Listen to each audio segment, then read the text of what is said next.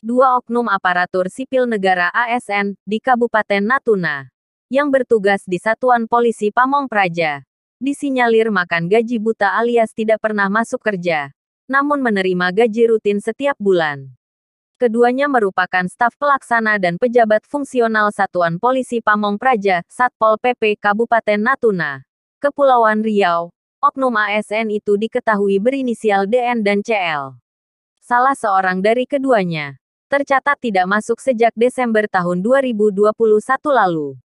Kepala Satpol PP Kabupaten Natuna, Irlizar, saat dikonfirmasi di kantornya mengatakan, kedua oknum tersebut tidak mencerminkan tindakan terpuji seperti disiplin dan mengayomi karena Satpol PP bagian dari penyidik pegawai negeri sipil PPNS.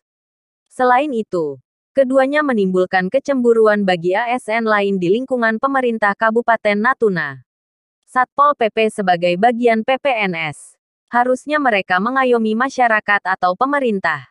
Kita harus contohkan kedisiplinan, ujar Irlizar. Jumat tanggal 17 Juni tahun 2022.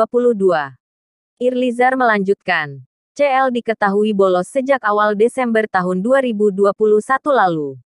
Kemudian pada pertengahan Maret tahun 2022, CL mengajukan cuti melahirkan hingga Juni tahun 2022.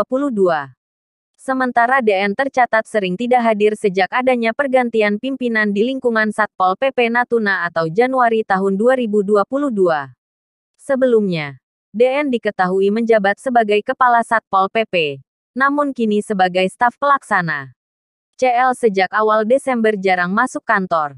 DN ini sejak ada pergantian pimpinan di kantor, jarang masuk sampai saat ini, katanya. Saat ditegur, DN beralasan sedang mengurus dokumen untuk pindah tugas. Sementara CL mengaku sedang hamil atau melahirkan. Perbuatan kedua oknum tersebut sudah dilaporkan ke Badan Kepegawaian dan Pengembangan Sumber Daya Manusia, BKPSDM Kabupaten Natuna. Pasalnya kedua oknum itu sudah ditegur secara lisan, namun tidak ada perubahan. Kita lakukan beberapa kali komunikasi dan teguran. Sampai saat ini masih jarang ke kantor. Jadi diserahkan ke BKPSDM untuk diproses, tutup Irlizar. Jadi ketidakhadiran orang itu di kantor, itu sepengetahuan saya, diberi informasi kepada saya sedang ngurus pindah. Jadi itulah jarang ke kantor, tapi ada informasi juga. Nah, ini akan kita serahkan ke BKD, ya kan? Karena sudah kita lakukan beberapa komunikasi, membangun komunikasi, memberi teguran juga, ya kan? Sampai saat ini ya masih jarang ke kantor. Kalau masuk pernah juga, sering juga datang ke kantor. Alasannya itu tadi untuk ya, ngurus kepindahannya dari kantor ini ke keluar. Tadi saya sudah ketemu juga dengan Pak Sekretaris BKPSDM, saya sudah menyampaikan itu. Jadi beliau sarankan koordinasi dengan Kepala BKPSDM dan sampaikan kepada Pak Sekretaris Daerah. Ada juga pegawai kita yang lain sebelumnya mulai Desember itu juga jarang di kantor, tetapi sejak bulan Februari Maret beliau ngambil cuti melahirkan. Jadi hal ini menjadi masalah juga ke yang lain-lainnya.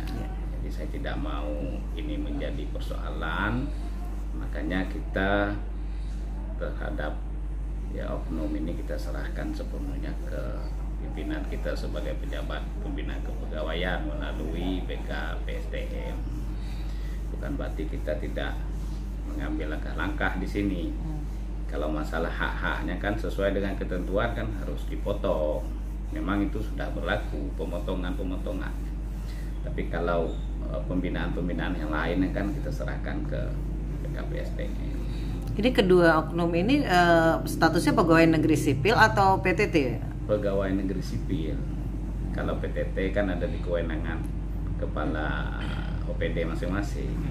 Tapi kalau udah menyangkut PNS tentu ya prosesnya harus ditindaklanjuti sampai ke pimpinan. Apa sudah ada surat yang pemberitahuan yang dimasukkan ke BKPSDM, Pak, untuk kasus keduanya ini? Yang pertama satu orang lagi sudah, tapi yang satu lagi karena ini baru juga kejadiannya seperti ini, ya kita melakukan tahapan-tahapan. Teguran begitu? Teguran lisan, teguran tertulis, tapi belum sampai ke tertulis. Nantilah tahapan itu tetap kita laksanakan kalau memang tidak ada perubahan dari yang bersangkutan. Intinya sepenuhnya saya sudah serahkan kepada BKPSDM untuk menangani persoalan ini. Ya kan mengingat Satpol PP ini sebagai PPNS ya Pak ya? Bagian dari PPNS, ya. Jadi alat kelengkapannya harus ada PPNS, tetapi keseluruhannya namanya Pamong Praja, arti mengayomi ya. Polisi Pamong, orang yang mengayomi masyarakat dan pemerintahan. Berarti kita kan dalam hal kedisiplinan, contoh baik kita harus ke depan kan gitu. Pak, itu sejak kapan dia nggak masuk ke kantor gitu Pak? Dia ada 2 orang. Kalau yang perempuan ini memang sudah lama, sejak Desember, awal Desember sudah tidak masuk, jarang masuk ke kantor, memang tidak masuk. Kemudian yang kedua ini ya sejak ada pergantian pimpinan di kantor ini jarang masuk sampai hari ini, jadi sudah bulan Januari 5 bulan lah. Tapi 2 bulan sebelumnya sering juga ke kantor, tarik 2 bulan lewat nih jalan kantor. Alasannya itu ngurus kepindahan.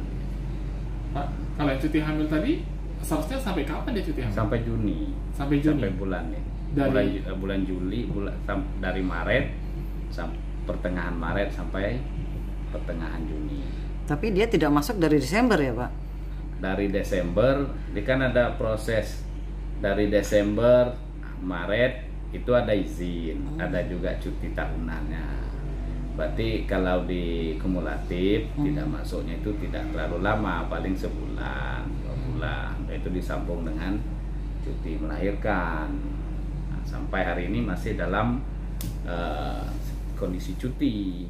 Kita lihat akhir